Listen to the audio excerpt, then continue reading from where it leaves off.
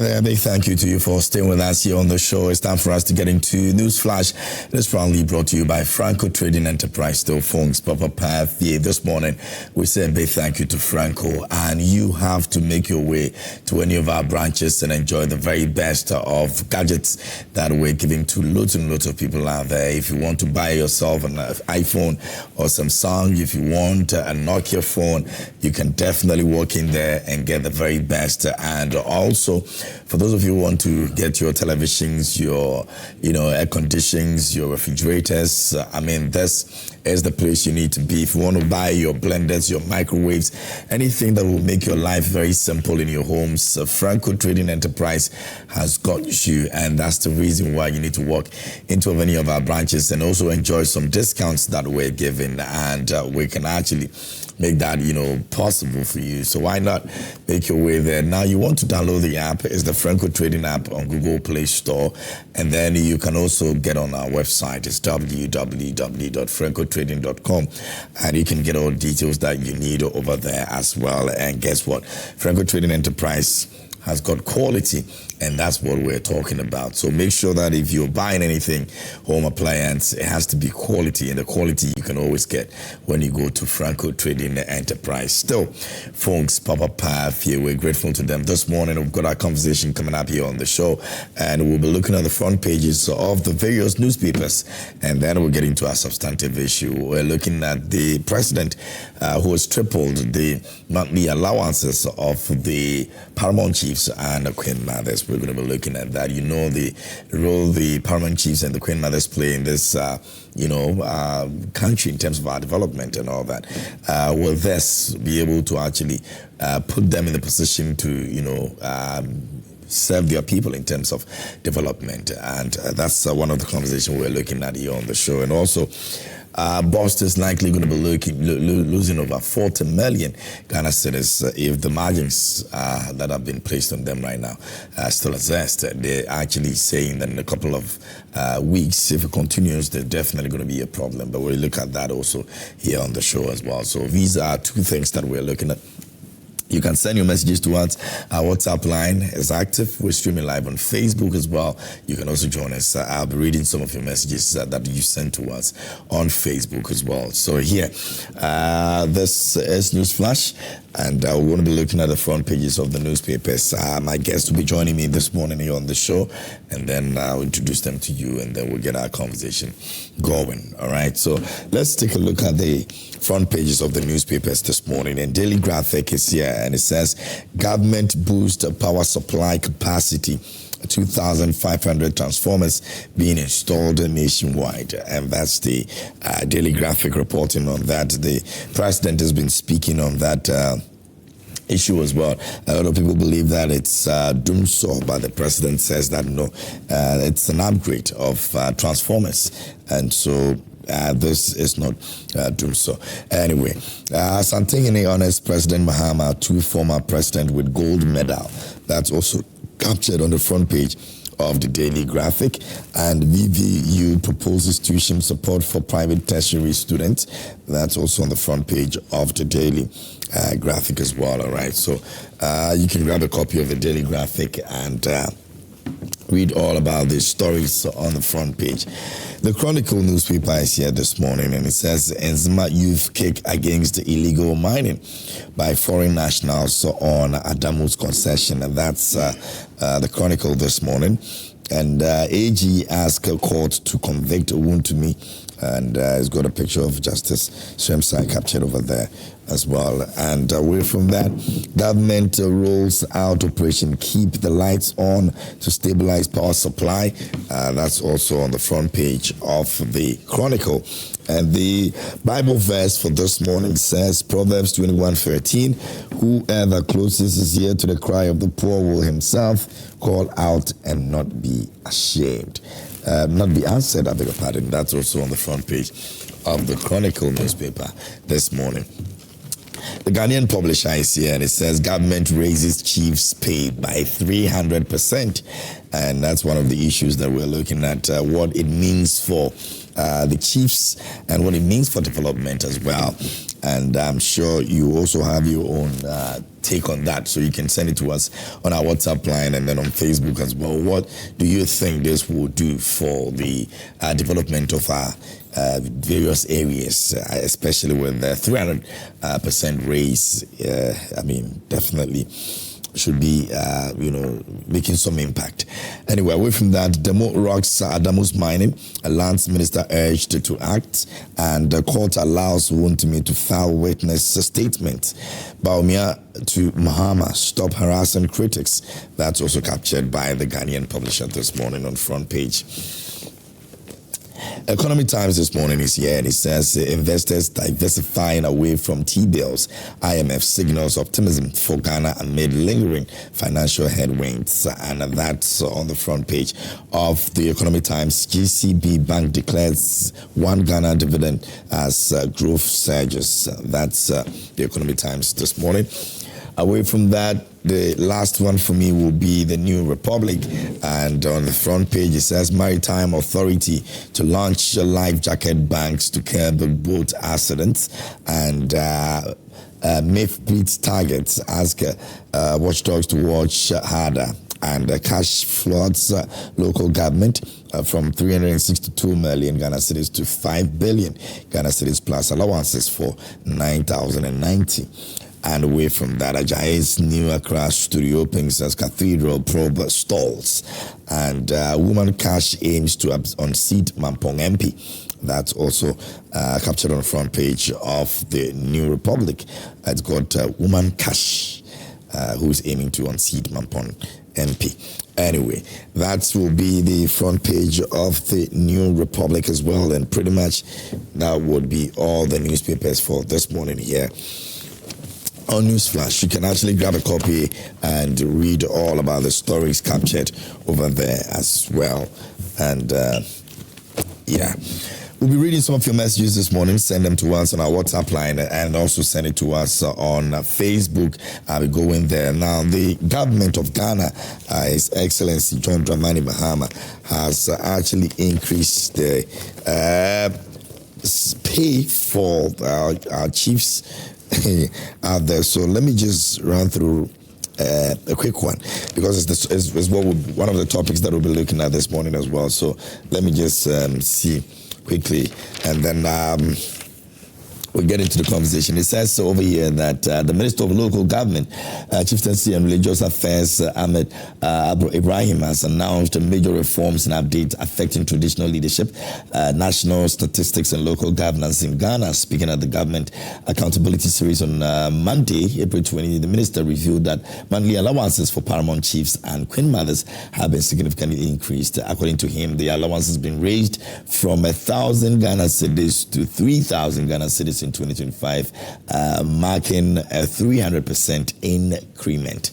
And that's the issue that we're looking at this morning. Now, joining me here in studio, I've been joined by Janet Asana Nabla. She is the flag bearer for PNP, and she's here with me this morning. Good morning. How are you doing? Good morning. Janet.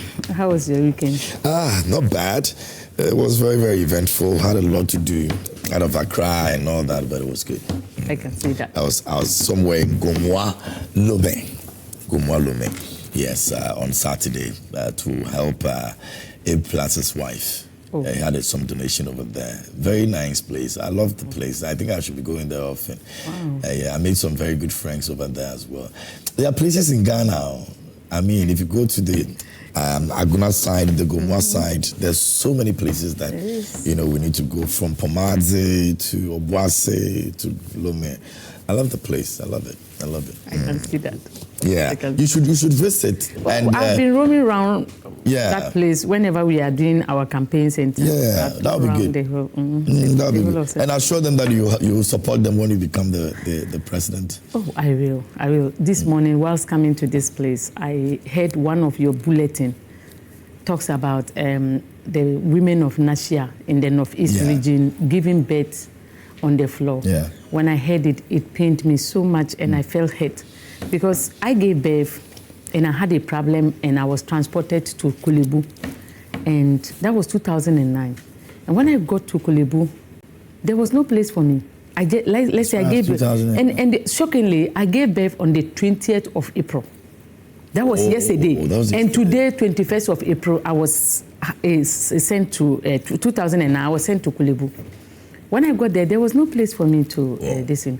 So my legs swelled, and they took the child, and I was outside, mosquitoes, and just imagine. So they would give the child a place. You can come and see the child and breastfeed the child, but you are not allowed to stay there. So you will go and get a chair and be sitting somewhere. So I was there for 2 weeks. And all these 2 weeks, I had no place to sleep. And other women were equally in that deprived conditions. So I thought that 17 years down the lane, because my son yesterday was 17 years. And today, I had the same problem. That now, when you go to Kulebu, they will give the child a place, but they will give you a chair. In the olden days, we were to look for the chairs ourselves. But now what they do is to provide you a chair to sit down. So in 2026. Yes, so that is 17 years down the lane. So when I entered into politics, it was after that my Kulebu incidents that I realized that politics is not a place whereby a woman should say that I don't want to be in. Because when you don't go in, other people who don't even understand you, they don't know the hell you are passing through, will go out there to make decisions that will be unfavorable to you. So when I entered into politics, I was looking for the highest seat because I wanted to go to a place where I can have the power to be able to make decisions to help change this country. You see, when a woman is in a position, she's not thinking about only women. She's thinking about all, because he gave birth to both men and women. But, you see, I was so shocked when Ghanaians came out and were helping Sam George about this DSTV issue. All the men in Ghana supported the DSTV issue and brought it into a conclusion, and Sam George was able to give them a reduction in DSTV charges. But when we have problems, women problems confronting us, we don't get same people pushing those agendas to make sure that we get what is due us. So I think that if the government is listening, or if Ghanaians, they are listening, the time has come for us to have a woman as a president. Yes, because how many years now? And we are still in this condition, especially when it comes to going to the hospital to give birth. To carry pregnancy for 9 months is enough. For you to go to give birth, then you don't have a bed, and you will have to give birth on the floor. On this issue, it's not MPP, NDC. It is on both sides, because they are both culpable to the reason why these women are in these deplorable conditions. So to me, I think that women of Ghana, we can do better. At least we have a female vice president now. But we are still encountering the same problems. If you are a driver mate, what power do you have? She's a driver mate, for God's sake. She doesn't have any power. It is Mahama who won his elections. It is Mahama who pulls all the strings. She's just a vice president. Nothing. What can she do? Like to tell the president, don't do this. She is not going to mind. They take you as a vice president to listen to them, not for you to come and tell them what to do. So vice president is not enough. Women, we are not talking about vice president. We want the seat. We want the wheel. The driving wheel. The steering wheel. That's the one we are looking for. Not somebody to be driving whilst we are sitting at the other side. No. We want somebody who can hold the wheel and drive women to the destination that we want us to get to. And we won't drive only women. We will drive men along because they are our children. And we love them and want things to go on well with them. So this morning, let me greet you, greet my sister, and greet Ghanaians, the good people of this country. Very well. That's a very serious issue. I mean, health issues are very, very serious issues. And in 2026, if we're still experiencing situations like these, I mean, really, it's heartbreaking. But we hope that we're able to get things, on the right path, and some of these things will not be conversations anymore. Anyway, also here with me is Teresa Kukui. She is a member of the NDC communications team. Teresa, good morning. How are you? Good to see you. Good to see you too. Hope you're good. Yeah, not bad. Not bad. Just hoping that we get better as a country. But we will. we'll get there. We'll get there. Good morning to my lovely sister and then our cherished viewers and listeners. All right. Thank you so much for the time this morning. We're also hoping that Grace will join us this morning as well here on the show. And we'll start off with the issue of government's decision to triple the monthly allowances. In fact, it's been done already. And the minister was speaking about it during the committee sitting yesterday. And he's mentioned that the chiefs out there are now enjoying the 300%. So it's from 1,000 to 3,000 Ghana cedis now. Just in case you are asking how much we're looking at, well, that's the amount of money that is involved now. But 300%, a lot of people think that is quite significant, looking at where it was before and where it is now. Let me start off with you, Janet. What do you make of this?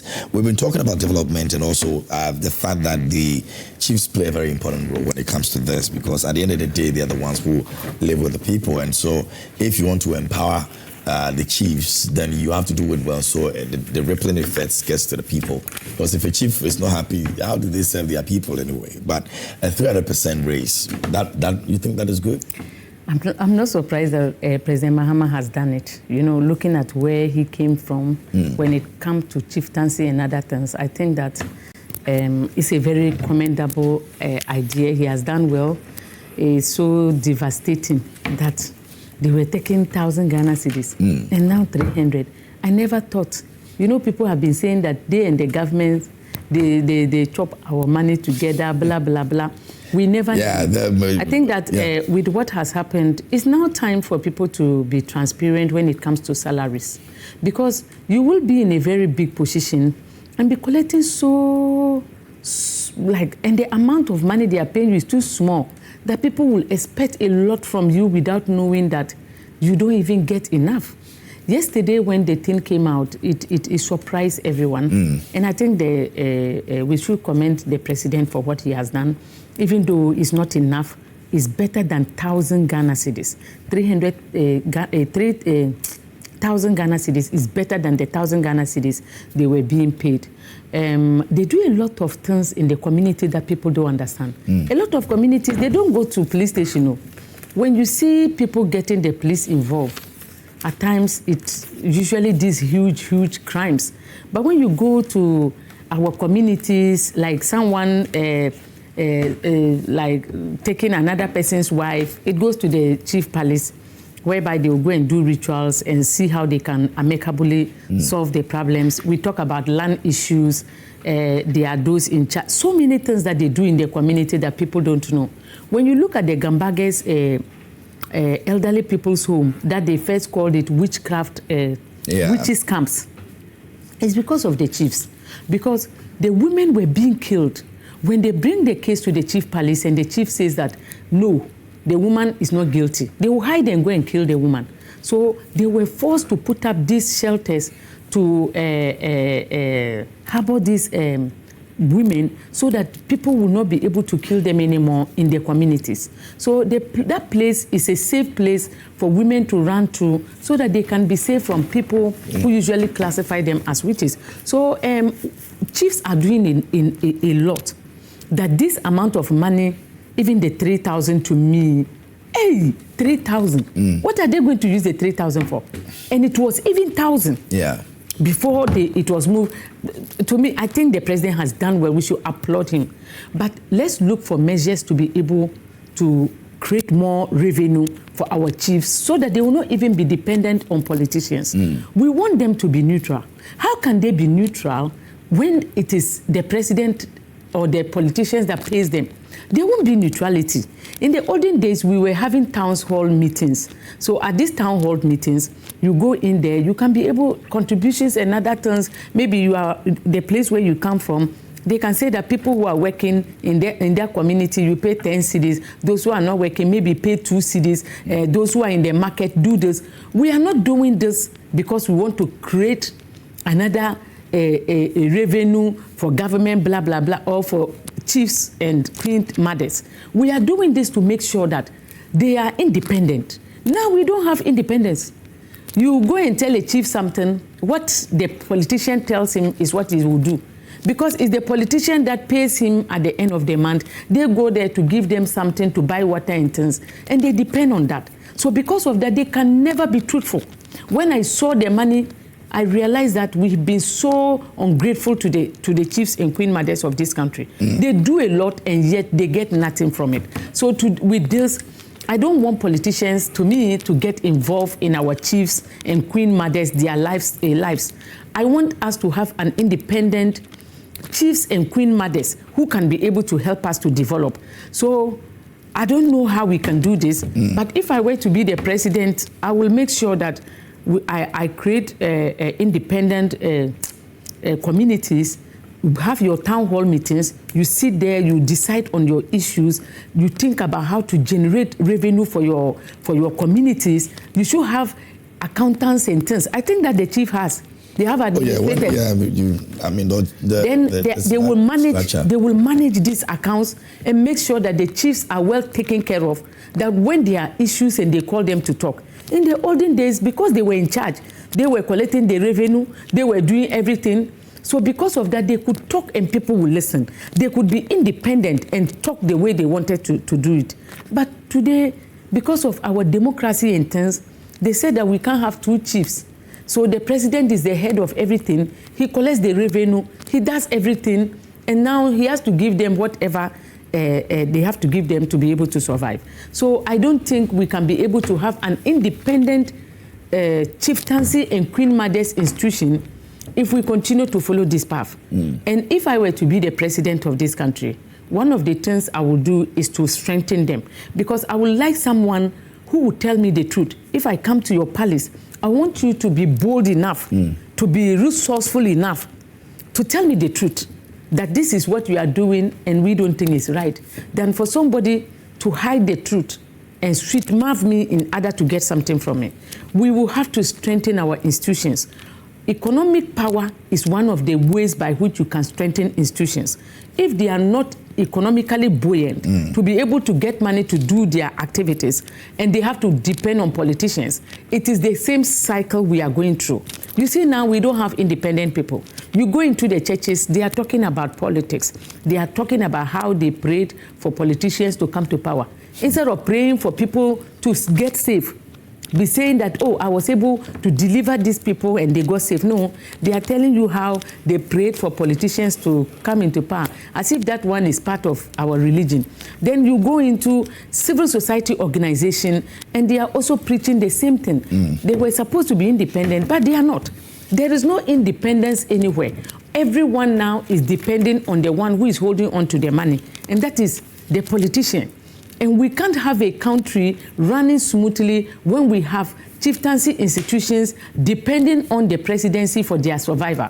We can't have them being neutral. People have been hearing people telling me, these people, you can't trust them. Janet, you don't even know who they are. Now I know why they are like that. They are like that because of the amount of money they get. This is too small and cannot run anything. So moving forward, I think we should have our town hall meetings back. And communities should contribute, no matter what. If you are from a particular community and then they ask you to pay, maybe you work at 10 cedis a month, that is nothing to you. Some argument will also be that the chiefs are custodians of the lands and they benefit from the land. And so now lands belongs to a community, families. It's not true. Lands, they belong to families. Majority, because every family has a land. So the only problem is that if you are going to a community to acquire a land, the landowner will have to see the chief. You see, there are some signatures that they have to sign and other things in order to make the document a valid document. But they don't own lands. They are owning the lands for the communities, for the families. So my family, our land, if you come and you need the land, even though it's our land, we will do all the documentation. The chief also has a place, something to say. So it doesn't mean they own lands and they sell those lands. Even though at some areas, they may have power over lands that are not inhabited by anyone. But in other communities, it is not so. So to me, this thing, where are the lands? The lands are even finished. There's no land anymore. Let's think of measures to be able to help our chiefs. Because to me, the chiefs No, what is happening now, I don't like it. I don't think that we are having an independent chieftaincy institution that when you have difficulties, you can run to them and ask for help, and then they will be able to just look at you and be impartial, to look at the thing with being accountable and transparent. I don't think we have our chiefs doing that. And we can't get that if we don't resourcefully empower them to have their own economic power and not to be dependent on politicians for survival. Very well. Thank you very much, Janet. You head over there, and you can also send your messages to us. Our WhatsApp line is active. We're streaming live on Facebook. You can join us over there and let us know what you think. The president has increased the salary, or if you like, allowances of chiefs to 3,000 Ghana cedis from 1,000 Ghana cedis. It used to be that, and it's been moved to 3,000 cedis now. That's some, significant improvement if you want to look at what it was before.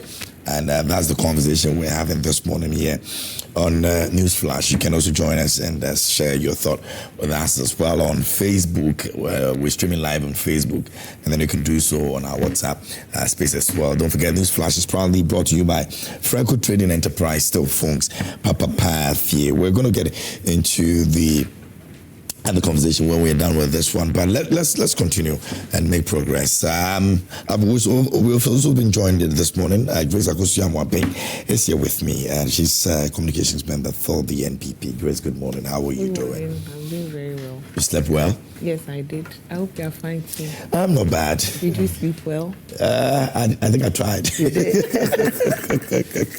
Yes, I did. I tried to sleep well. It's very important. Very, very. Yeah. You need to sleep well. 8 hours of sleep. I know, right? Some of us don't get it, but it's fine. I don't get it too. But it's fine. We'll be good. We'll be fine. We'll be fine. What's the worst that will happen? I mean, really, we'll be okay. Anyway, let me engage you on this. You just arrived, but I'm hoping that you'll be able to. To take a rest. Let me speak to Theresa first on this one, and I'll come back to you, Theresa. Right, our chiefs are getting 3,000 Ghana cedis from 1,000 Ghana cedis. Okay, so indeed, just like my sister said, nobody can downplay the role of chiefs, supreme mandate in total chieftaincy in our democracy, and we all know what they do.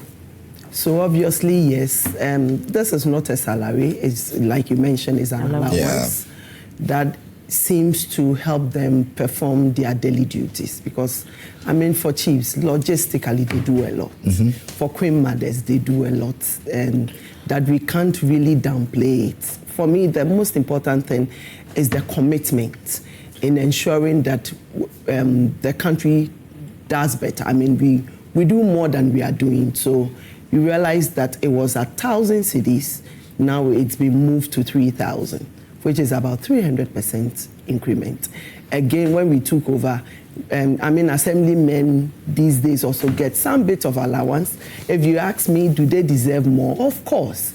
Even if you ask me, this 3,000 Ghana cedis, is there a need to do more? Of course there is, because obviously I know that it's not, like my sister said, every traditional area is not the same. Okay, there are some traditional areas that are so blessed with minerals and all that, because I am looking at where I come from.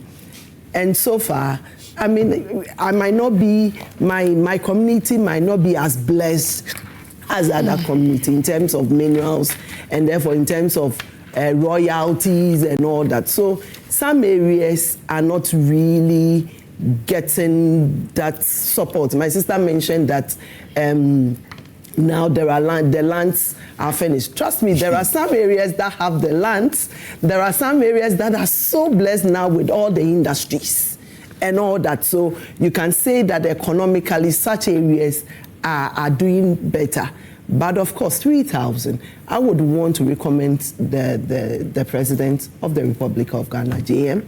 At least their commitment is the most important thing.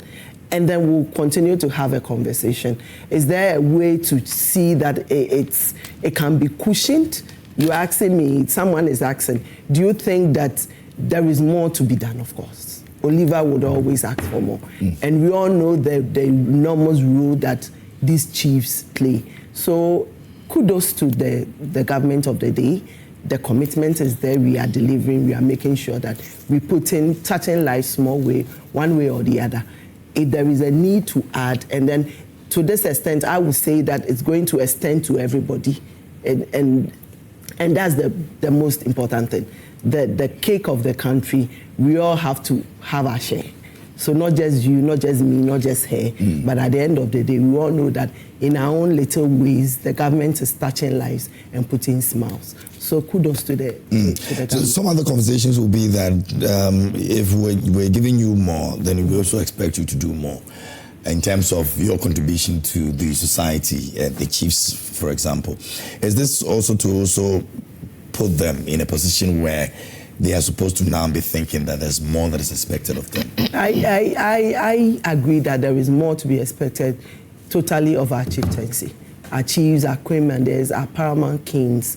Listen, some of these things, I would use, I always talk about the Galamsey. There are some towns in our country that you dare not go to. They don't allow that. Yeah. Where is that emanating from? It is coming from the chiefs. Okay, so I'm saying that as chiefs, the onus lies on them to put politicians also on our toes. Okay, you have a role to play. Generally, we are governed by laws of our country, by our constitution. But I also belong to a clan. I belong to a region. I am an indigenous of a paramount chief. Okay, so irrespective of the fact that whichever government politicians are there to, they should, for me, the most important thing is to speak truth to the politician. Let the politicians accept and then know that the role you play cannot be downplayed. And therefore, we have some chiefs that, irrespective of whoever is in power, wouldn't mind calling you to an order. If there is something you are doing and then they need to intervene, they will intervene. These are revered kings, chiefs and all that, they have followers. They have their own people.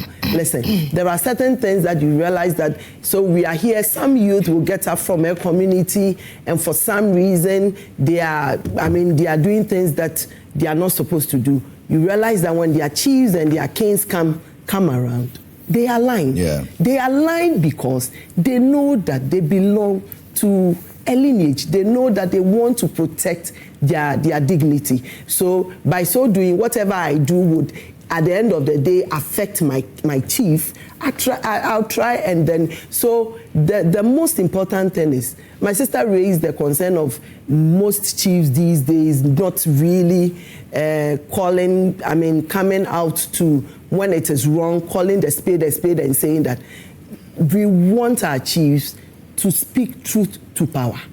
That's the most important, because as we sit here, we might be politicians, but we are Ghanaians. I will be proud to see my chief coming out to say that His Excellency John Dramani Mahama, this step that you are taking, I don't think is the right step for my people. Could you kindly look at it again and come again? Because at the end of the day, chieftaincy has always been with us and will always be for us. So that's about it. All right. Thank you very much, Theresa. Let me move on to Grace on a take on that. Good morning once again. Good morning to your viewers. Good morning to His Excellency Dr. Mahmoud Bawumia and the former Second Lady Samira Bawumia. So on this chieftaincy issue, I think my sisters have said a lot.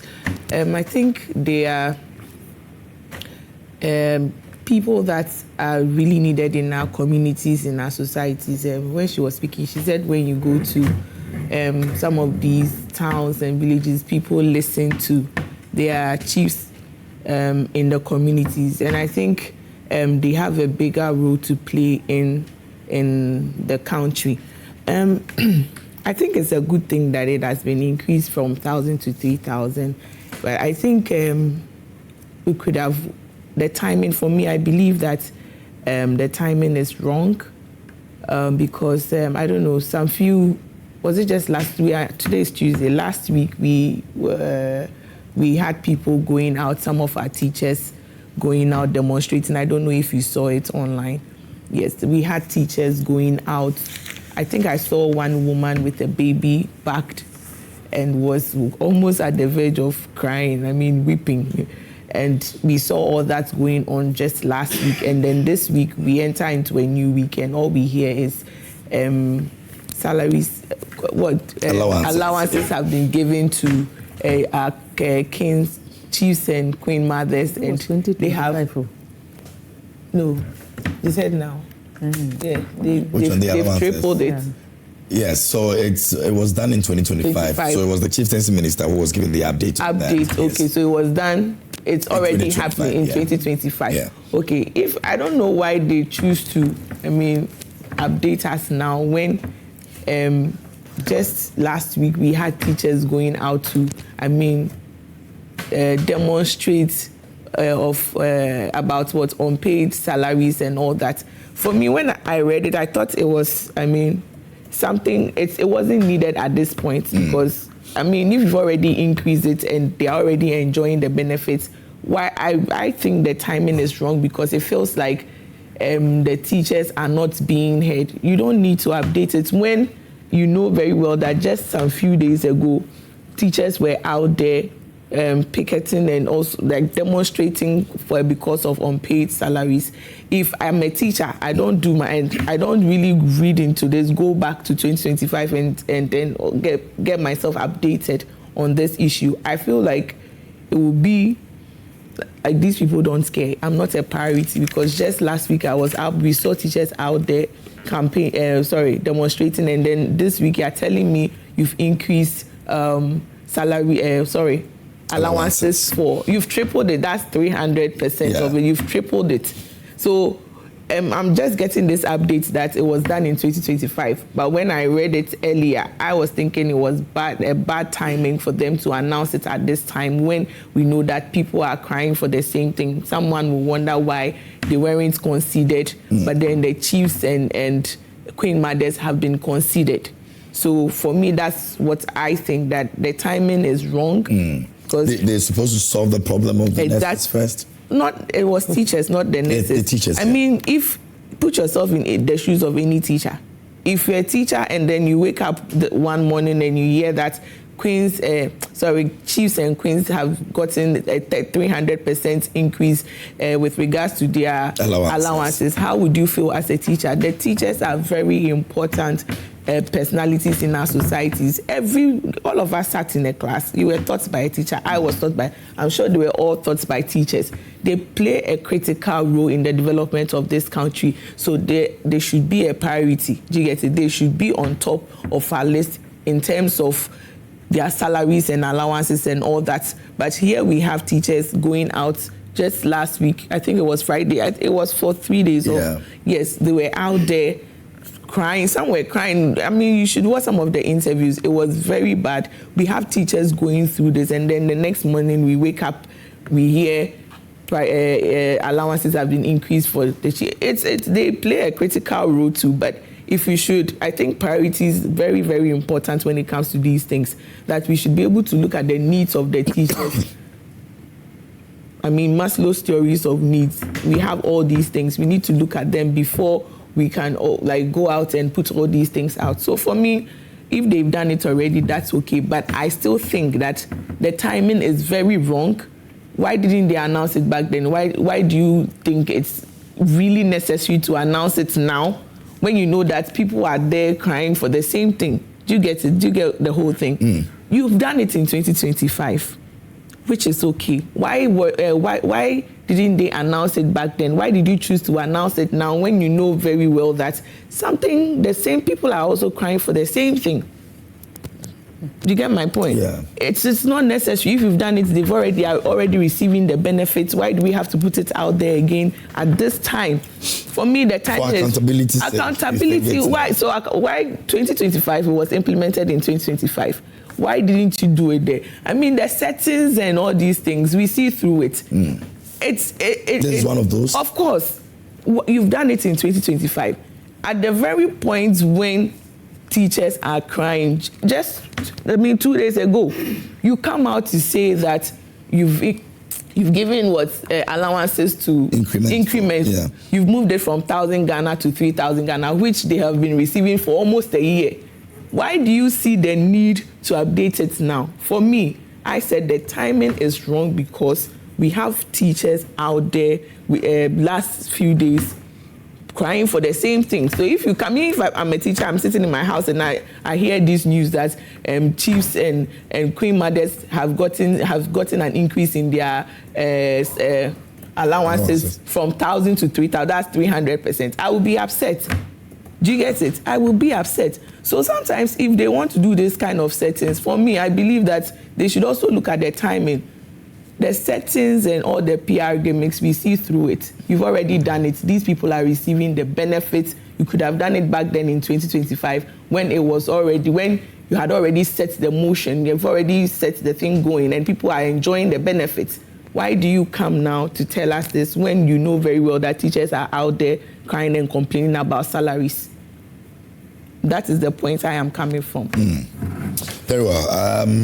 We'll try and do some messages, but if you want to address anything, let me... I wonder why it is so difficult for my sister to just, come out and say that the government has... Oh, but I commended the government. When I started, didn't I say it's a good thing? Yes. I said a good thing. I didn't say it was a bad thing. I said it was a good thing. I commended the government the way what they you have started, done. I was hoping you continue. But no, but if there's something, if I see something wrong with it, I would definitely say, this is my point. It's fine. When we took over, we said that for the mandate given to us by the good people of Ghana, we're going to walk them through every step of the day. And then it was said that every ministry would come and account its stewardship. Okay. Every ministry, every agency, if the need arises, you would come and face the good people of Ghana and tell the good people of Ghana about what you have been able to do since His Excellency John Dramani Mahama decided to add you to his administration to help serve the people of Ghana. And therefore, it is not out of blue that today, you hear the Minister of Local Government, Chief Tansi, giving us updates. That's all it seeks to do. That is all, okay? For us, we are not in a hurry to trumpet, we've done A, we've done B, because of course, that is what we are supposed to do. Now, when we took over, we had a lot of teachers, nurses that don't have clearance, and we've seen it. Last year we raised it. Even last year, the teachers that were added, a controller, accountant general, now added them. It's over 10,000. Over 6,000. We promised total of about 50,000. Now, when we took over, there was a backlog from 2020, 2021. I understand where my sister is coming from, because truth be told, when I watched that video of the lady with the child at the back, I wept. I wept because it was so frustrating that at the end of the day, I have worked. And then something that is due me is due me. I have worked for it. It's my salary. I need to be paid. I have not been paid. So for me, I am never going to downplay it and make it sound that it is not a worry problem. It is not something that needs urgent attention. You'll be surprised, even on our various platforms. You know, as women, we would always speak out and say that this thing is worrying. But the truth of the matter is, we know that there is a government that is committed in solving the problem. That's the most important thing. Today, as I speak, the nursing portal for their own recruitment, they're going through the clearance. My brother, I have a niece, my own niece, completed nursing training, did degree nursing, finished in 2022. She's home, my niece. She's home. So one way or the other, this thing affects my sister, Auntie Jen, it affects her, it affects everybody. But for me, the most, can you imagine when your niece thinks that my auntie is a politician, is talking for the government of the day, and I am sitting home? Do you know how that feels? It feels some way. It is some way. But at the end of the day, I have a consolation that there is a government that seeks to make sure that these issues are resolved. So for the teachers, we would like to apologize because, see, they have worked for it. They deserve their salary. I would want to apologize, and I'm not going to miss words on this one. We would want to apologize. Of course, some of these things, we were given the mandate at the back of these things, thinking that, okay, there is a government that has failed us woefully, and therefore let's give the NDC the chance to come and change it. The most important thing is the commitment. As I speak to you now, the Minister of Education is not sleeping on this one, together with the Minister of Finance. All these backlog will be cleared. As I speak to you now, for nurses, they've opened the portal for 2022-2023, which means that we still have 2024-2025 to clear. But I am saying that if I am a trained teacher, and I sit wherever I sit, and I see that my sister has been added to the grade, I will be careful and I will be happy and say that, okay, it has gotten to my sister, it will get to my 10. We took over an economy that was in tatters, and we've seen it. It was in tatters. We can make all the gimmicks around it, we can laugh about it, that's fine. But I'm saying that for me, the most important thing is what the government of the day is doing. And the government of the day is seeking to ensure that all these people will be added. So teachers, we would want to apologize, but just as you have, and for me, as for the picketing, I really don't have a problem with anybody picketing. Picket and let your voice be heard. I would never sit anywhere and speak against picketing. After all, we were here when we had the Chief Justice of our country picket. So it is right to picket. So we are not going to shun away and make it look like it is so wrong for them to picket. It is right. It is their right. Let them picket so the last person is added, and whatever is due the person is paid. So for now, we will plead with them. They should exercise a bit of patience. Everybody will be added. Everybody will be given what is due them. Very well. Nakwama Boateng on Facebook says, this government is so much concerned about optics. The settings are just too much. Newly recruited nurses and teachers have not been paid for more than 14 months. Even CHAS have issued stern warnings that if government refuses to send them money or food stuff, they will close the schools. Then this lousy government is saying he has increased the allowances of chiefs by 300%. We joking in this country, and that's Nana Okuamo Boateng Ablikuma Central, aka Dr. Baumia, will be president in 2028. Something that. Yes. Then I'll take some messages. I am very happy that for once we have an NDC communicator who has sat on TV to apologize to the ordinary Ghanaian like the teachers. Because of course. Because we've had somebody in the Jubilee House, I mean, when this ECG issue started happening and young people were complaining, we had someone from the Jubilee House who said people should buy in bulk instead of buying in bits.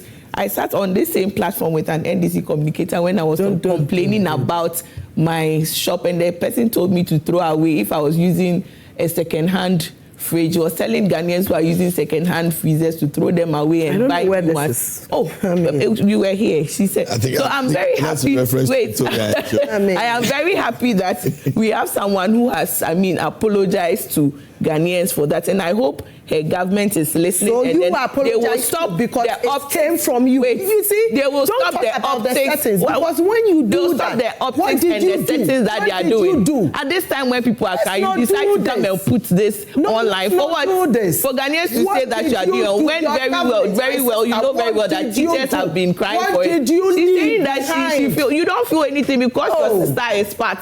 That is why you sit here for her to talk about it, so that you will see that you are talking about it. This. The other ones we gave, she defended it. This Don't do that. I am saying that your government. What did you do? You are in government. You said we left the government intact. But you came to meet 30 tons of gold. Ladies, let me do some messages. Let me do some messages and I'll come back to you. And you are saying how much did you add?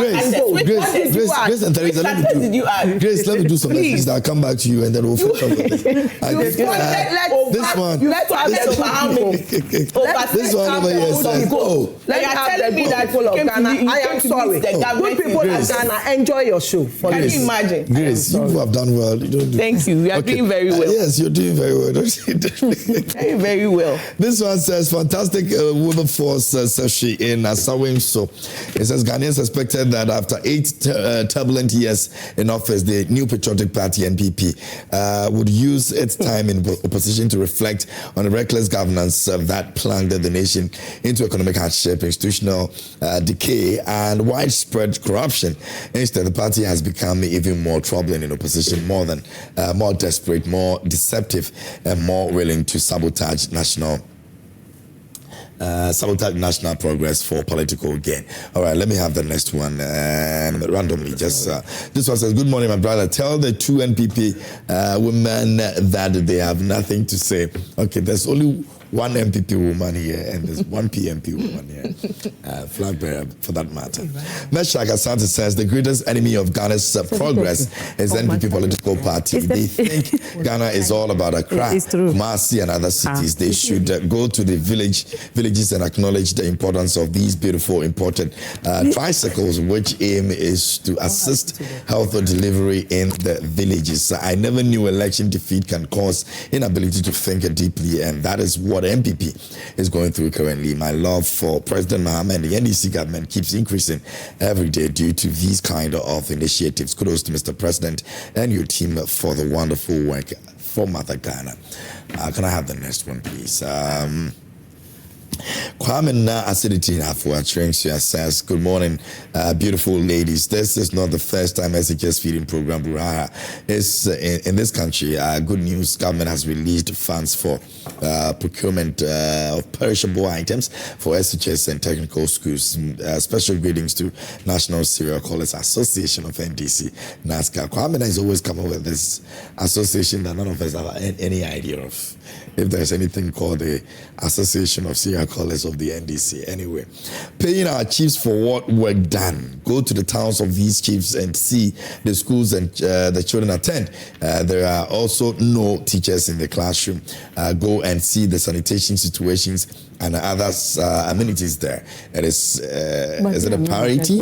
And that's Tony asking a very big question over there. Yes. There used to be general cleaning way back in time. I don't know whether it's still ongoing, but good morning, KMJ. The good morning and good morning to the NPP communicator. I like the way she speaks, and that's from Bongo Man.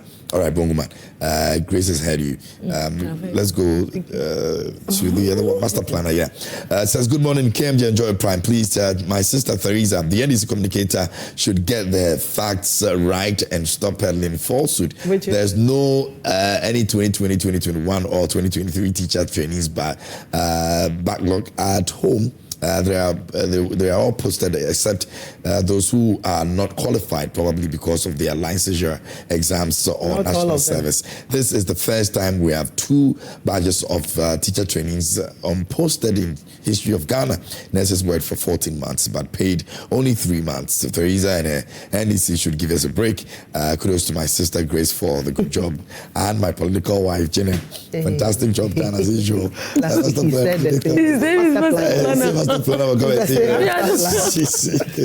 Kisle Abakain and Safe says, KMJ, I greet you and your panel. KMJ, I beg to differ members from what President Mahama has done. If not for the optics and to mock the unpaid teachers for close to 14 months, then I don't know what it is. I pray the unpaid teachers to take heart, because Dr. Baumia will come and make things better for them. All right. we're here. Good morning, Joy Prime. The mess created by the elsewhere government failed woefully. The NPP has nothing good for Ghana. We can't use just 1 year to solve 8 years problem created by the NPP. From the blessed son of NDC, Toma Ayinkro, Bono in the Bono region. All right. Good morning. The NPP lady is trying to as if the NPP like teachers more than we have passed that area. Adams from Asujaman sent in that. Let me go to this one. Let me see who is here. And this one says, please ask that blue lady when did this JDM recruit teacher and nurses Ato from Takra. They sent in that. Okay, let me go on this one. Good morning, KMJ. Please, this is so-called unpaid teachers. I think when next they demonstrate, the minister should take the names of their leaders, ask them for their registered numbers and the schools they taught for us to bring the issue to a closure. NPP can't be trusted. I'm a teacher, and in my area there are no unpaid teachers. For Janet, she was enjoying under trade ministry during the NPP, and NDC came and took food from her table. Master Rahman said in that one. See, the thing about this teacher thing is, if you're not a teacher and you come here and you say you're a teacher and there's no unpaid or whatever it is, it's going to go against a lot of other teachers. And so, if you're a teacher, yes, but if you're not, don't come and be given those information, please. Good morning, Mr. Host. You see how disrespectful NPP communicators are. I am a chief, and I can tell you that what the NPP government couldn't do in their 8 years has been done today. Why compare this allowance issue to the salary of teachers? Is this the first time that teachers have not been paid in this country? As a chief, tell the NPP communicator not to disrespect us. We are comfortable with the allowance and grateful to President Mahama. I am happy to hear the NPP communicator apologizing in a mature way. But in the time of the NPP, they insult us. Chief Mayanga in the Northeast region. Chief, send me a picture of yourself in your regalia. This chief there. Sammy, I want to see you in your regalia looking so hard. It's a chief in his house. Be careful. I've already read this. Can we go to this one? Yeah, I will go with you. I need a picture of yourself. You see the NPP lady, she just got confused when she was told that the allowance happened last year. Her prepared script backfired. God is watching you. Anyway, let me go to Sami Boache. Can we get, Ibrahim Bule Lakeside Estate Community 8 says, good morning, KMJ. My greetings to your beautiful sisters in the studio. And in my point of view, I think His Excellency the President has shown maturity for increasing the allowances of our chiefs and queen mothers, which would motivate them to gear up their daily routine activities, such as solving dispute among the people in their various communities, bringing infrastructure development in their area as well. All right.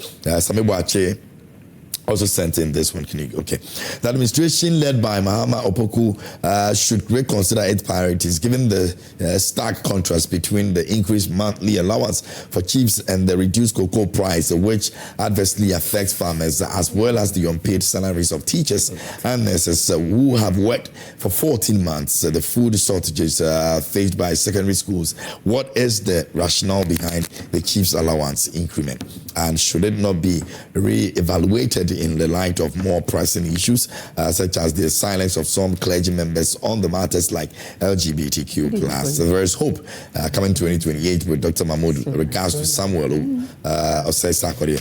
All right, let me have the other messages, maybe about 2 more, and then we'll move on. Good morning, KMJ. This insensitive NDC government will be booted out again for all the settings without direction.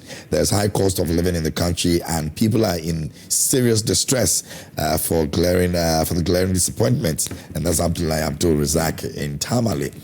Dear KMJ, you did not read my message yesterday. Forgive me, I'm doing that now, today. I'm beginning to lose confidence in Mahama's government because of his lackadaisical attitude of fighting the Galamsey menace. The Galamsey menace is worsening because his own NDC members are deeply involved. I expect Mahama to declare a state of emergency on water bodies and forest reserves as he demanded from Akufo-Addo. KMJ, up till now, not a single NPP former minister has been arraigned before the law court for prosecution. Always talk. Good morning. Charles Champo in Sashi, in the BBNE, Ashawan so. And this one over here says, why is no one talking about divisional chiefs and divisional queen mothers who are working tirelessly in our divisions? Why is the government ignoring us? I feel bad when divisional chiefs and queen mothers are not considered too. Felicia from Upper East sent in that one. All right. This is from Newton in Taiman, and it says, good morning. What deserved praise must be given praise. This government is doing its best, but NPP has closed their eyes so they can't see. The NPP communicators are painting everything with political colors. Please desist from that to save you in the future. You are blessed. All right, so pretty much that will be some of the messages that you have sent to us this morning. Let's get on the conversation. And the jobs, so that we will not miss it. Which one? Jobs. I'm talking about the jobs. Yeah. We don't have this in there. I heard, I think Bank of Ghana. Oh, yeah. You want to talk about that one? Yes. Talk about let's talk about that. He's saying that job advertisement have decreased. It means that people are having jobs. People have jobs now, so they are not asking for jobs. No, people are not. If people are not putting up applications, no, it's not like job advertisement. He's not saying that. He's saying that people are no longer advertising for jobs. It means banks are not giving out loans to companies are not looking for employees. Because so that's a problem. Because it means people have been employed. A lot of people. Isn't that the case? No. We have a lot of people crying because of unemployment. So if job advertisement has decreased, it means the private sector is not getting loans from the various banks to be able to. There aren't vacancies. Yes, there are no vacancies. Or people who used to have their own companies cannot even employ because those they have employed, they cannot pay their salaries. And that is the reason why the job advertisement there used has to be a lot of decreased. them in the newspapers. I mean, some time back, 10 years, 20 years. But now they are saying that it has decreased.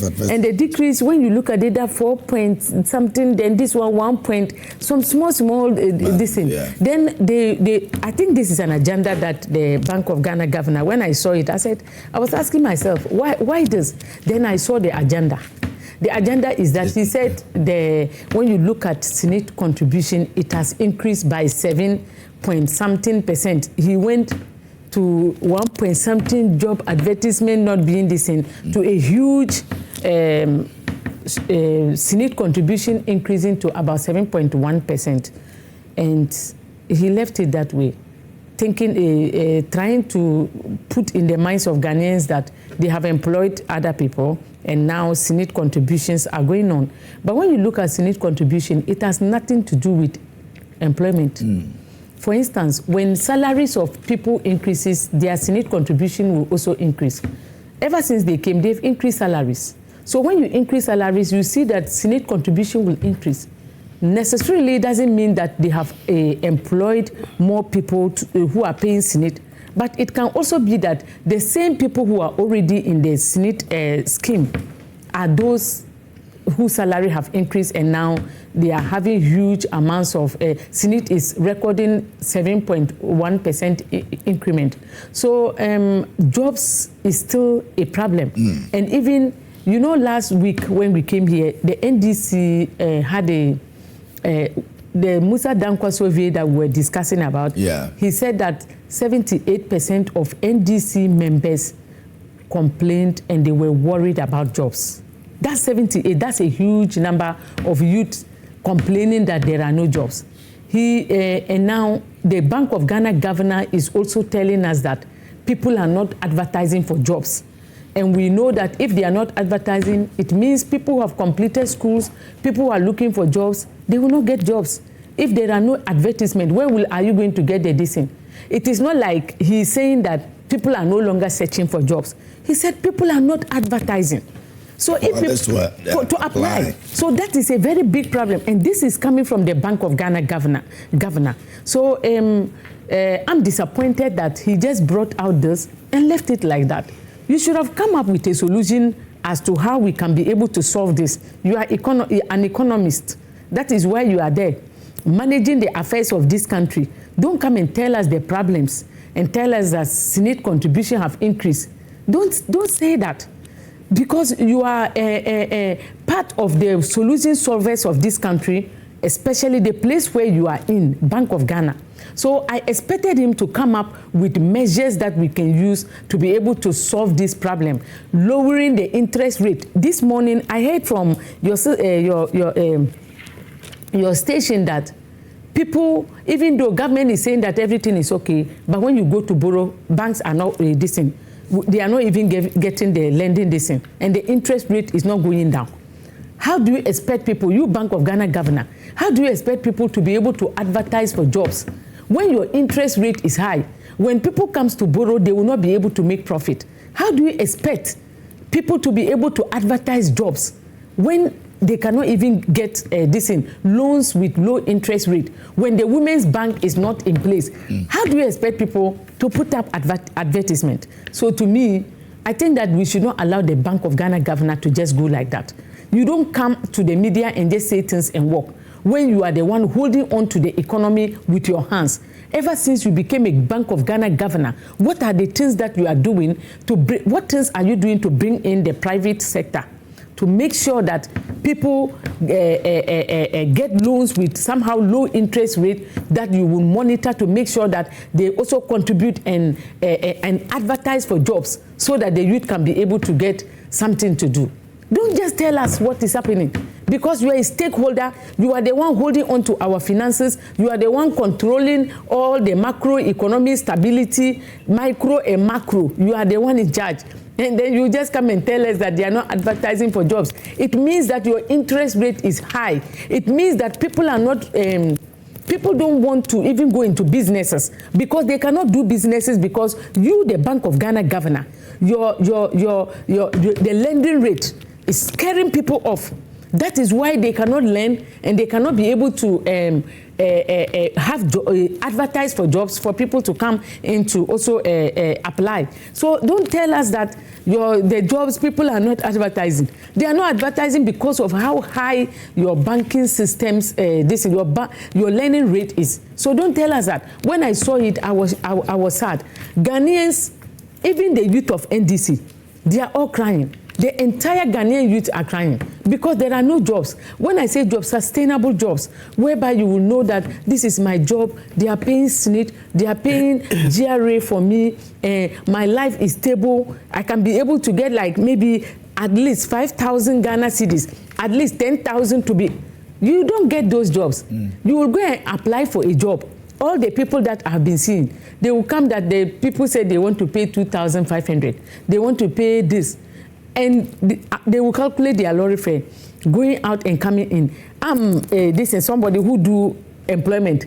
At times, you ask someone, how much is your lorry fare? You check the lorry fare and everything involved. If you give the person 3,000, it will not do anything. You have to match it like 3,500 going, 4,000. If not, that the person will not come. So, and people cannot put up businesses because when you finish everything, you look at your expenditure, you look at the money you spend on it, cost-benefit analysis, you don't get anything out of it. So people decide that, okay, I'm not going to use my money to do business. Let me use it to buy treasury bills. People are doing calculations. And the calculations are the reasons why we don't have jobs in the market. And as a Bank of Ghana governor, you don't say this. When you put up this information, it's irresponsibility. Without telling us what solutions you have put in place to make sure that the private sector, to make sure that businesses can be able to get loans with low interest rate to do their work. You've just put it there and you just walk. What does that mean? Is it an agenda? Okay, all right. So maybe we'll continue with the that topic, and for the benefit of our viewers out there. So the Bank of Ghana actually put this out, and it says the number of jobs advertised in selected print and online media, which partially gauges labor demand in the economy, decreased in February 2026, according to the data that was available to the Bank of Ghana. And it says relative to what was observed in the corresponding period a year ago, in total 3,244 job adverts were recorded as compared to 3,411 for the same period in 2025. And that's indicated a decline of 4.9% year on year. And on a month-on-month basis, the number of job vacancies in February 2026 also declined marginally by 1.0%, and that was from 3,276 jobs advertised in January 2026. So this is what you're looking at. And they also mentioned the private sector's contribution to it in terms of pension contributions, with that improved 7.1%, which is from 1,130,757 in January 2026. So these are the figures that the Bank of Ghana is actually putting out there in terms of job in this country. And I don't know, Janet is not excited about the fact that the Bank of Ghana will put this together and will not solve the problem. Grace, let me have your take on that. What do you make of this? I thought you would move. But she's in government, so I'm expecting that give us a brief. Let her give us an understanding. She will respond to what? Basically, what she said, we are also, you left it, I mean, he put it there, he left it there like that. We don't even understand what it means, whether it has decreased for a good reason or so. I mean, I would want her to educate her so that I can. You want to hear I want her to the government on this job issue, because it's very sensitive to something. Teresa, what will be your take on that? I'm wondering why you're giving him to Grace, but that's fine.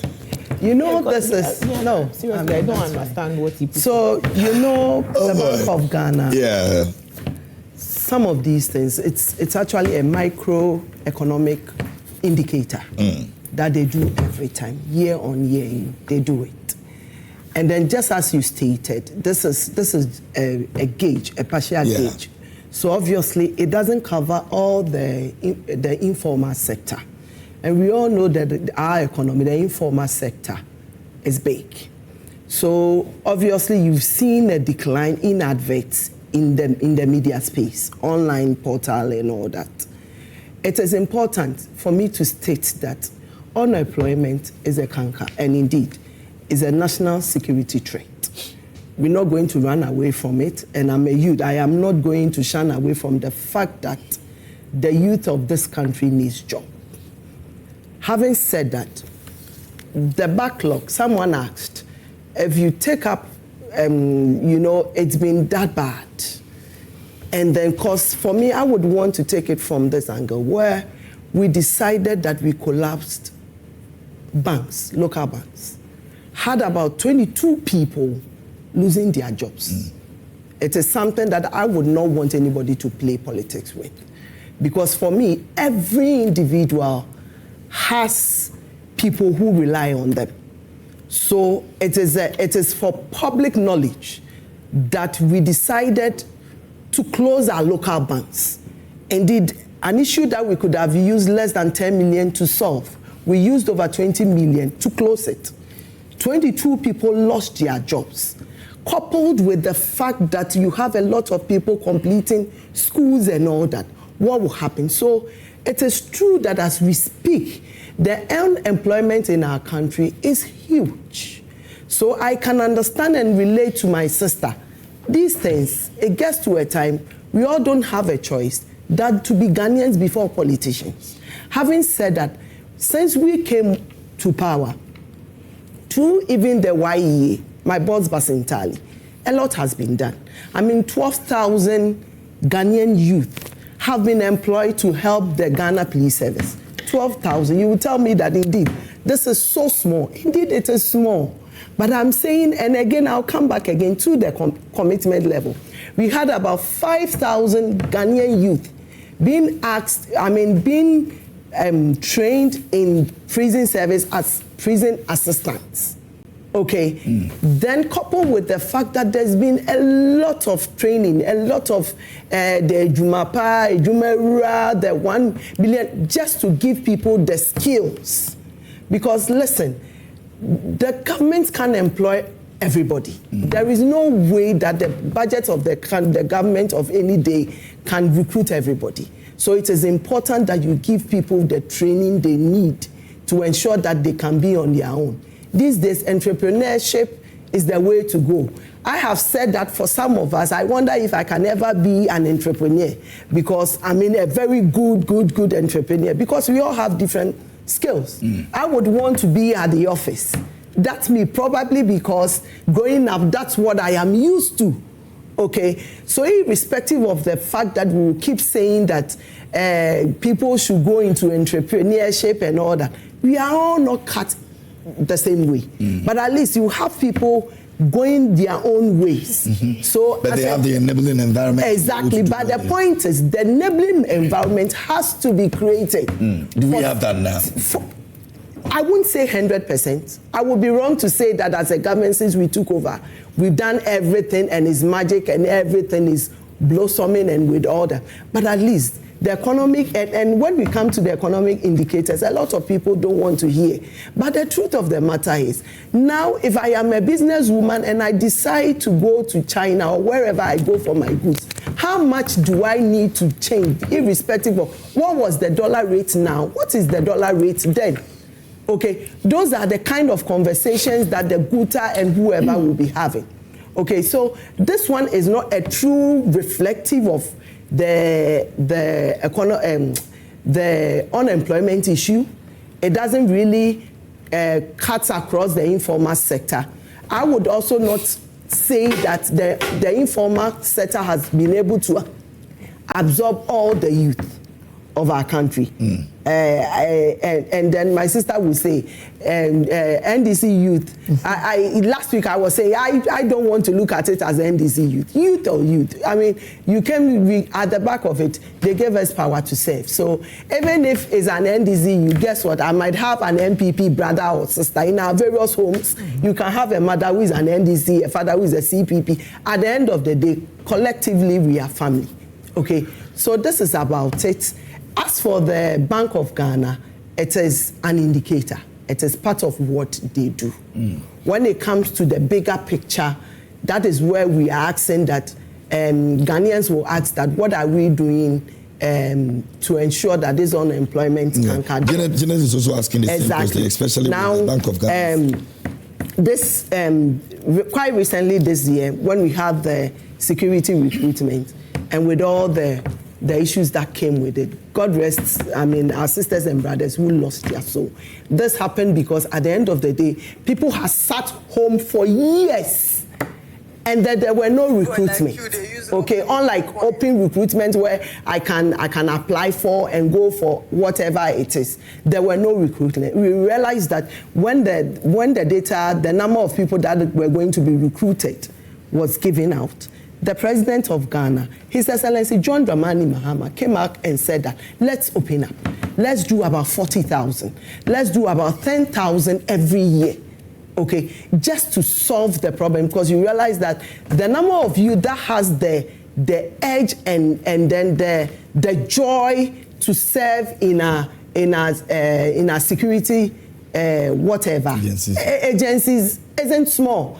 And then if they want to work, let's see how best we can add them on. So these are some of the interventions the government of the day is doing. Of course, there is more to be done, because for every country that has a lot of unemployment, it means that you are digging your own grave. Because this is a national security threat, and it's a threat to everybody. So the government of the day is very mindful about this and would always put in measures to ensure that gradually the youth of the people of the Republic of Ghana gets something to do. It is not easy. You've been fed, you've gone to school, you finish, and in the morning you are still looking to your mother to feed you. It's a bit uncomfortable. But the truth of the matter is these issues will be solved.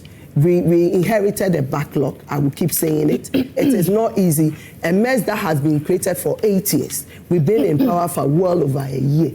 but the commitment is there. We will get it done. That's the most important thing. So as for the Bank of Ghana, it's just doing its work. Okay, the onus lies on other agencies to ensure that we come collectively and then we solve the problem. Very well. Hello. Hi. That's our course. It's the hello. It's not 10 for me. But I thought that you are trying to read something. Please don't read. Let me come in before you start reading. And you tell me it's time to go. No. What do you have there? Oh, I don't really. I mean, when she was talking, I was looking at the recruitment agency thing that she mentioned that people were not recruited back then, so they had a lot of backlog, which is not true. So let me just read something to you. So there was regular security recruitment in Ghana between 2016 and 2024, and it wasn't a one-time event. It happened every year. So let me go down. 2017, from 2017, almost to 26,814 people were recruited. I have evidence. You can go the news. You can check it. I can send everything to you. I don't say things that. No, I'm reading for you. You can go online and I can even send it to you. So if you sit here, I know people were recruited back then. I'm sure people have families who were recruited into. We saw the new. I mean, we saw the people, new policemen in new uniforms. You saw them. How were they recruited? They came from heaven. They were recruited in Ghana. So if you sit here to say when you were making your submission, I didn't come into your submission. So I'm talking about facts. So let me just finish. Don't distract me. So if you sit here to say that nobody was recruited and there was a backlog, it is totally false because it was done yearly. People went to the LWAC and saw people queuing. They didn't die. At time, nobody died. I mean, there was a long queue. They were doing it systematically. People got recruited. And here, I have facts here. In 2021 alone, they had about 2,057 recruits in Ghana here. In 2002, they had 3,208 recruits that were added. And it was not just the military. It ran through it was across the prisons, the military, and then the police service. So if you sit here to say that they had a backlog, which backlog are you talking about? The people who had queued at the LWAC Stadium, were they not Ghanaians? That is the number one. Let me come to the BOG issue. With the BOG issue, when I started talking, I talked about, she said when the man put the story out there, it was just left blank. We didn't know what the story was supposed to portray. She said it was indicators. When I sat here this morning, I mentioned something about settings and the optics. If you put a story out there which doesn't benefit anybody, it doesn't solve any issue for us. I thought he was saying it to, give us a solution to some of the problems we are facing in this unemployment situation in Ghana. But if you leave it there with some kind of, to serve as an optics or some settings for the government, I have an issue with that. This same government brought up what, whilst they were campaigning in 2024, said they were going to give the Ghanaian youth 24-hour economy. I will sit here to say their flagship policy is a poorly planned policy. Ask me why. We are in 2026. You have now set up a secretariat. Their policy lack clear objectives. Do you know why I will say that too? Because the 24-hour economy that they painted to the ordinary guy, the normal youth, the Gen Z that they convinced, they put a Gen Z at UPSA to convince other Gen Zs that this is the 24-hour economy they were going to bring. They don't have any clear objectives. To date, the secretariat they set up said they have something similar to 1D, 1F that is about to run. They are going into industrialization. Now, the 24-hour economy that I know, that even a watch seller will benefit, will sell watch and come at this time. The 24-hour economy that I know that someone will be running shifts. 3 people, your job, 3 people will be doing it for us to increase our employment rate in Ghana. This 24-hour economy has now turned into an industrialization tool, which means it lacks clear objectives. They are switching the object. They don't really know where this is going. So does it benefit any Ghanaian? No. That same 24-hour economy, the implementation gap is not even clear. We are in this country. You said you're going to implement 24-hour economy when you come into power. We are in 2026. You've now set up a secretariat. What is the next point of action? Implementation gap we are clueless of it. We don't know when they are going to take action for even in 20 for somebody to benefit, for a young person to benefit in Ghana. The NDC youth, like Honorable said, are even crying for jobs. 78% So do the subtraction. 100% minus 78 is only a few people who are not complaining about jobs in the NDC. I'm sure these people are old people in the party who don't really care. I mean, they are done with whatever they have to. They don't really have to be in the service to work or in an office to work. So if 70% of NDC youth are complaining, we have a president who came to read a budget and said 1 million Ghanaians are employed, which was totally false. All these things are happening. Then it should tell you, if a Ghanaian listening to me, a young person listening to me, it should tell you that this government is clueless about solving any, employment issues in this country. Because for how many years? For 2 years since you came, your flagship policy that was supposed to provide jobs for the young person, you haven't even touched it. You are clueless as to how to implement this policy. You are clueless because you don't even have clear objectives as to how this policy is going to run. So how is the Ghanaian youth going to benefit? It will come, we will be in this country, 4 years time will come, and this 24-hour economy, they'll be sitting in the secretariat taking money. Because at the end of the day, if you have a poorly planned policy, you are only going to waste resources. You would set up an office, people will benefit from it, but the main people who are supposed to benefit will not benefit because you lack clear objectives and you don't have any implementation gap as to what we have to do to get there.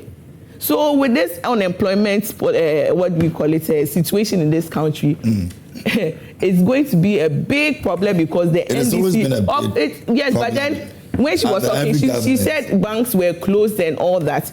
Listen, the NDC knew the state of the economy of Ghana before going out there to make promises to the ordinary Ghanaian. You knew banks were shut, you knew people were fighting, but then you had a plan. Don't come into power. You don't tell the Ghanaians you want to come and reset, and then you come back and you are referring us to things that were done in the past when you use that to campaign, and the Ghanaians saw that, no, this is wrong, so let's vote them out of power and come and bring you to power. You come to power, you want to take us back. Look, the solution you gave, the solution you proposed, the solutions that you said you were going to give it and stop complaining. Stop taking us back. You knew the banks were collapsed. Didn't you know the state of the economy before campaigning? So don't come and sit here and take us back that the economy was in a which mess. The mess that you inherited, over 30 tons of gold, you are coming to tell me that the economy was in a mess. You knew all that before you made the promises.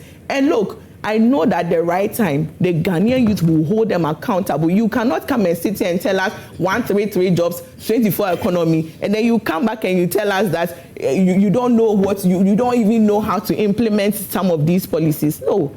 I know that the right time, the ordinary Ghanaian, the entrepreneur, the young person listening to me, even now, I know the last time a minister came to say that people should start cooking Indomie and or that having 10 Indomie joints. Now the 24-hour economy has moved to cooking, having 10 Indomie joints at a pot. Yes, even if these young people put up this 10 points or 10 Indomie joints, I know this government will frustrate them because they are always increasing electricity tariffs. We are not even having stable electricity every day. So even if I'm able to set up a shop, the president will explain why we have. Why do we have Dumso? Why do we have Dumso? Upgrade of transformers. Okay. In various places. If there's an upgrade, we'll still be in this country and we'll see it. You are encouraging people to go into entrepreneurship. These people are building something for yourself, and all you do is to increase electricity tariffs and water tariffs, and also give us Dumso at the end of the day. Whilst we are even still paying now, the war happened and we are even paying more for fuel. You are not giving them jobs, they are starting something on their own, you are even frustrating them with some of these things. So if you should ask me, they do not have a plan for the Ghanaian youth. Ghana, the young people of Ghana, let's come together and think of how we are going to move forward, because this government, they do not have you at heart. They are clueless as to how to even implement their flagship policy that they promise to help you to get jobs. So please, Ghanaian youth, let's come together and think of something to do for ourselves, because this government, they do not have, all they think about is settings and optics. Settings and optics for people to believe that they are doing something. Meanwhile, they are not doing anything. Their 4 years will come and we will still be at the same place where they picked us from. Alhaji Abu Fuseni says, good morning to you and your panel, especially NPP woman. This one's on Facebook. And Neo Data Mill says, what cry does NPP want Jandam is not working? And Emil Smith says, good morning. Those are messages that you've sent to us on Facebook. We'll be reading some of the messages that we have on WhatsApp as well very soon. But Newsflash is proudly brought to you by Franco Trading Enterprise. Still, phones Papa here this morning. You want to walk into any of our branches and enjoy the very best of what we have for you in terms of your home appliances.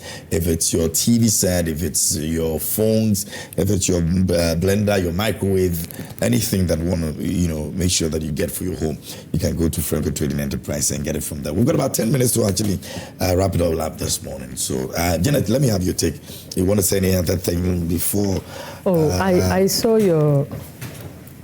saw some indicators. Yes.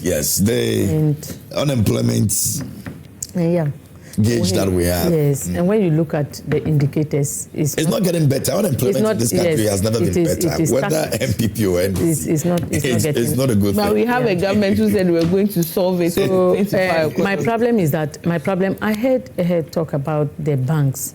Yeah. One of the reasons why the MPP were kicked out was because of the banks, because they closed majority of the banks and they gave their reasons. Ghanaians said no. But the promise of the NDC was that when they come, they will give back their license for them. When they came back, we all saw Park Wisindum, the efforts this man made in order to be able to get his license back.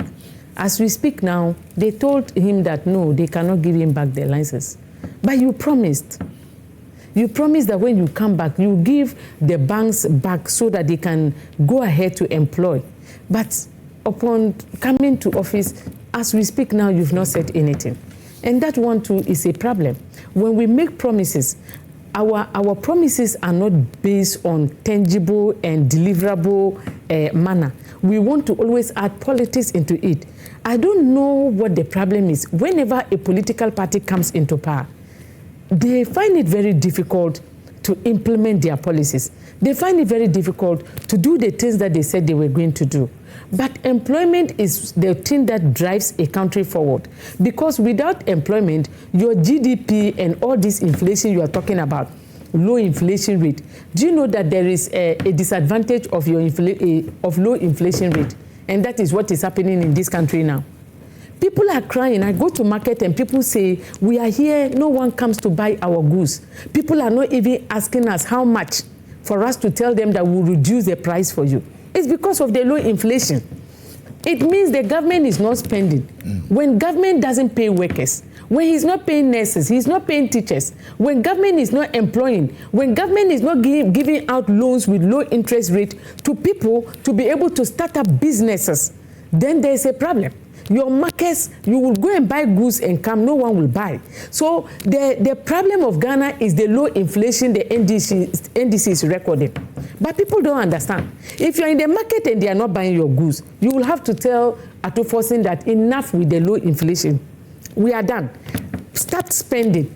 Because when you start to spend, businesses will boom. Look, I have a friend telling me that in 2024, the interest rate and prices, like when you go to buy things today, you buy it 10 cedis, tomorrow it goes to 12 cedis, but people were buying their things.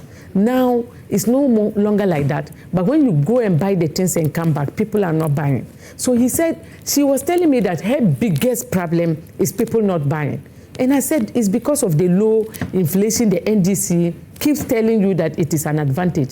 It has now become a disadvantage. Let's move away from this low inflation that means that everything is stagnant. We are not doing anything. People are not being paid. Businesses are not growing. People are not buying goods from businessmen and women.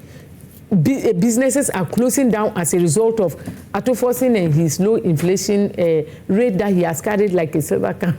And he's roaming around from one market to another. I saw him in one of the markets in Central Region carrying that inflation rate. And I said, put it down. And then the woman was telling her that, please, with the inflation low inflation rate you are carrying, people, we don't even have money to do it. He was carrying it. And then the people of Central Region, the market women were pushing him to put the inflation rate down. He refused. And He was carrying it in what? When he goes everywhere, he tells them that inflation is low. And then once he was saying it, the people said, what about the Women's Bank? We don't have the money to do the businesses. No, he was carrying that low inflation, saying that now inflation is down. We are now recording a low inflation. The women were pushing. Ato Forson put inflation down. He refused and carried that inflation and left that central region market. So all what I'm saying is that the inflation rate is enough. When we are if we are recording unemployment rate and the figures are now scary, it's because of the way Ato Forson is carrying that low inflation rate. He has to put that low inflation rate down, pay teachers, pay nurses, pay contractors, start doing something, give loans with low interest rate to business people, let the Women's Bank become operational so that Ghana can work. As we speak now, we have Ato Forson and low inflation rate, and we have Ghana being stagnant. Okay, let me see if I think our time is up. I was trying to see if I could read a few messages, but I'm thinking that we can't do any more. But I need to take my I meet my last one. Which one? No, which one again? Last one. No, you just had your base, she had hers, I'm having mine. Janet, Grace mentioned 122. Grace mentioned Grace tried to mention some figures. I am wondering where it's coming from. Because listen, there was no open recruitment anywhere. There was. If it wasn't, the open was why they did it in their rooms. Exactly. Yes, that's what I mean. But it doesn't take away the fact that they were recruited. Fine, but the point is, what happens to transparency? Very important. It wasn't announced. What happens to transparency? Because it means that you are there tomorrow. Someone comes. If it wasn't announced, how did they get when you were speaking, I was very quiet because I wanted to have a take on this. Because you came in and I told you to stop. We were here. You are there. You have a friend calls you. Oh, I've been called though. I'm going for training. Is that what this was about? That's a big lie. It's true. That is a big lie. When was the last time? It is a big lie. Nobody was called off. Then it was her family members that were called on phones. They ended up calling their own people. Family members that were called on phones. And that we saw people that ended up in the security, either to even age has caught up with them. We saw them in uniforms. We challenge you. I challenge you with the numbers. Stick to the numbers. This number I will not speak to it. Argument is I will not speak to it because your argument is not false. It's online. I don't need to cook anything up. It's online. Anybody can Google it and find it. Having said that, let me move on to the 24-hour economy. You see, it's a poorly planned policy. What happens?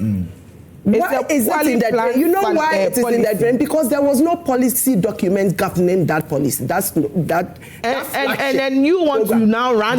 You want to now run something similar like 1D1. As I speak to you now, there is no policy document. Hey, I will pull it. There is none. I will pull it. If there was none, and indeed one district, one factory is working and worked for over 5 years, I don't think that the exit of NPP will see all factories or whatever that one district, one factory put together closing down, would it? It's a lie. But the point is, it's a lie. You are not getting the point I'm making. How did they close? How did the companies close? The companies are working. How do you say the companies are closed? I am saying that people are working. Let me rephrase the statement because you are not listening. That's your problem. You are not listening. It is not. You are not listening. And then rephrase it. You are not listening. I am rephrasing again because you are not listening. I am saying that if there was, when we came to power, they said we had not inherited the one district, one factory. Abi, if it was there, we hadn't inherited it. And I'm asking, why didn't we inherit it? We couldn't inherit it because there is no policy document that allows us as a government to take over. So I'm asking, I am on top of my head, I am asking that, is that what they want us to do? So you couldn't identify any of them? You and I know. Listen, you and I know. When one district, one factory started, it started with the fact that we were coming to set up new factories, right? When they took over, then with time the narrative changed, and then they ended up. They empowered and made it as part of. And the truth of the matter is, some business that businesses that they empowered before we left power, we had also empowered some businesses. So I'm saying that if you empower some businesses, it doesn't mean that you have a duty as a government to ensure that your local factories and everything stands. So therefore, if a company like Casapreco, which has been in existence for over 25 years, you come and you empower and you help, it doesn't mean you don't tout it and say that you've done everything and it's one district, one factory. But going back, I am saying that we are not them, okay? We are not them. We are not in a rush to ensure that all we are not looking for is to launch. We are saying that 24-hour economy, we have launched it, all about slogan. The Secretariat has said, but by the close of the year, this year, we will see a lot happening. Haven't we committed it? Today, as we speak now, we have even launched in the market areas, because see, the 24 hours economy is going to affect everybody, not just an industry. So if there is an industry and I open up an industry, at the end of the day, I will end up employing people, won't I? If I employ people and I decide that a caterer decides to pitch her camp close to me with a food joint, what's happening? At the end of the day, is the economy not growing? So we are launching, and we have said that we are not in a haste. The 24-hour economy is not going to die with the NDC when we leave power in the near future. It has to be a policy that would stand the test of time. Exactly. Because I keep saying, whatever it is, you will go. Government will go, government will come. Obviously, the NPP is going to be in opposition for 30 years. They know. They are not coming now. All right, very well. Wait. Which one do you want to address? He said there's no policy document. It is. I've seen it. So please, my fellow Ghanaians, just Google 1D, 1F policy document. You can even download it and read it. Secondly, somebody said I should ask her.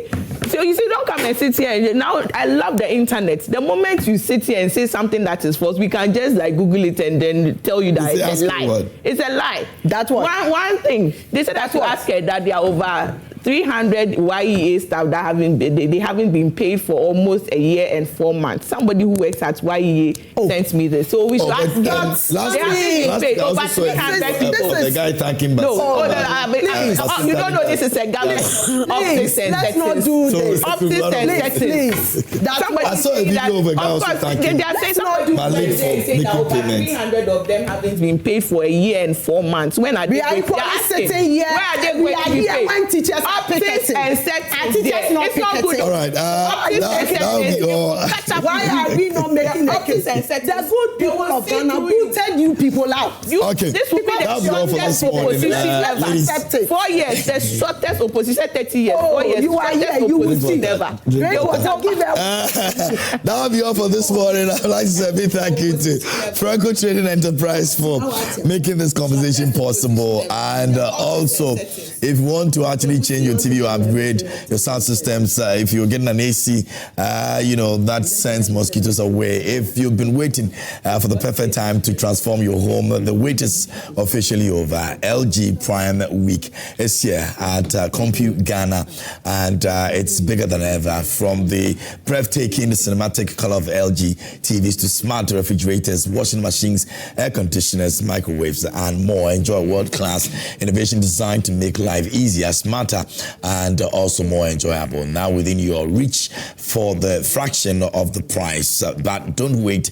This is strictly on 1 week only, from April 20 to the 26th of April. And you want to visit any Compute Ghana showroom today or shop online at www.computeghana.com to shop for any LG products. For enquiries, call 0302-752020 or WhatsApp us on 0243-143-143.